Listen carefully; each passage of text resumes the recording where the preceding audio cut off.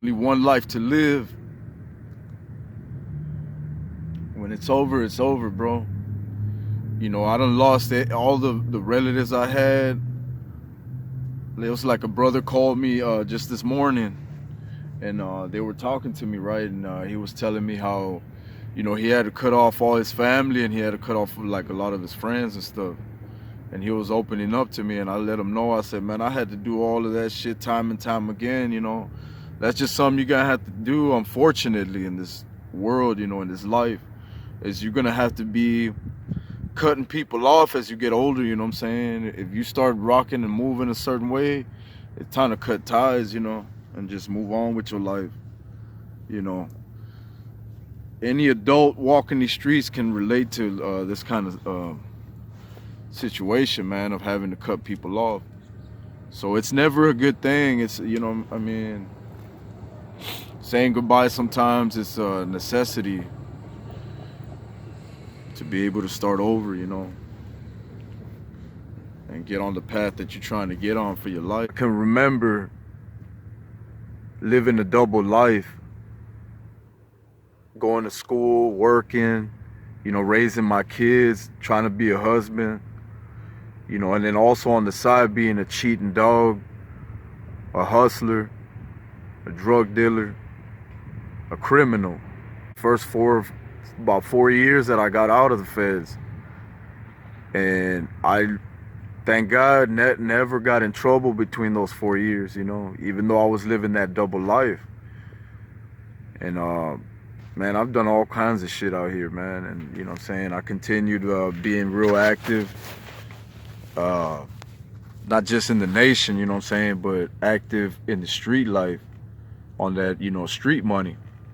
So that's mainly, you know what I'm saying, how I got down. That's how I played, man. That's how I lived my life.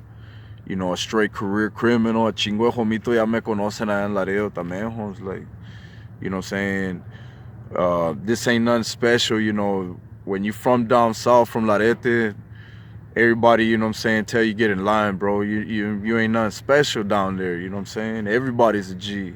Everybody's a criminal. Everybody's, you know, in the mix with something, bro. So there's plenty of competition, man. It ain't fucking around down there, you know. Especially in the days when I was growing up, and then shooting out to San Anto, same story out there, you know. Them South Texas boys, man. So, you know, it's a whole nother swag. It's a whole nother onda up here where I'm at in the Midwest in Missouri. This state, you know, you got a lot of white people, a lot of Caucasians, you know what I'm saying, especially in this town. They're the majority, like 90% of this town white. You know, but I'm saying, like, the minorities out here, you know, they're getting deeper. They're starting to come in from other, you know, areas, moving over here. So the street life, you know what I'm saying, you could expect to see a lot of white establishments, you know, and there's some good people. I've never had any issues with them, you know, on that racist stuff. You know, like a lot of people say and stuff, that ain't true. You know, there ain't nothing racist about Springfield, man. They really open to out-of-towners. Yeah, you might get some comments and, you know what I'm saying, shit like that, but that's expected, man. Anytime you're going somewhere, you know, where you're outnumbered like that and it's another culture, you know, little comments like that might be, you know what I'm saying, some you'll have to check some cats, you know, here and there occasionally, but it's never no, like, serious shit. So, you know, I've been able to thrive out here in the community. I've been able to, you know, reinvent my name, reinvent myself. You know, I'm almost done with my probation. I got 1 year left and I'm off state probation. So, you know, I'm just taking it easy, man. I'm just a former career criminal that ran these streets, homie, and lived the criminal lifestyle to the fullest, man, full throttle, you know. And it wasn't always part of a gang or an affiliation or, you know, with other groups of guys. Sometimes it was all by myself, all by my lonely, man. It's like my whole life there's a chavalon, homie, you know what I'm saying? It's like, I was a knucklehead, a dropout, man, like dropped out of middle school, you know, and just always getting into shit, bro, always getting into trouble, always like a problem child, man. Rascal. cabezón, homie, you know what I'm saying? Like, that's who you talking to today. Somebody that used to be like that. So I got reformed, you know what I'm saying? I surrendered to Christ, I surrendered to God, and I seek Yahweh's face on a day-to-day basis, you know? And just trying to be the best man that I can be, considering what I've been through, and you know what I'm saying, not letting it affect me, to becoming the man that God intends me to be. Where all this YouTube stuff takes us, man, we'll find out what's popping with this.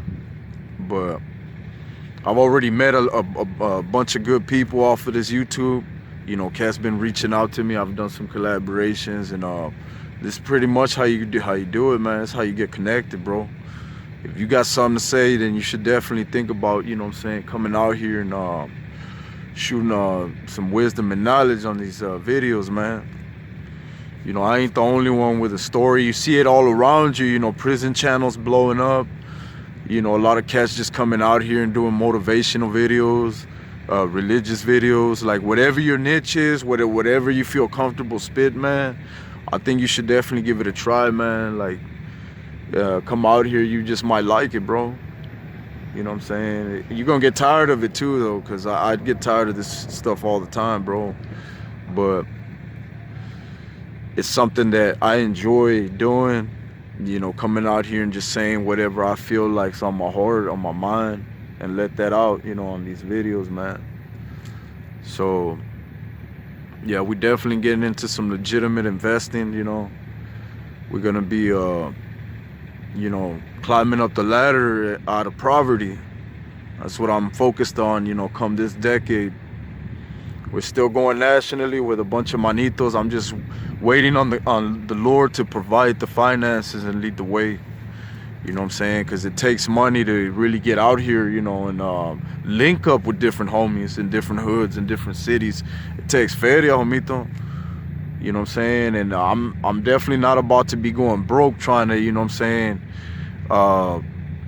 come out here and be a big homie.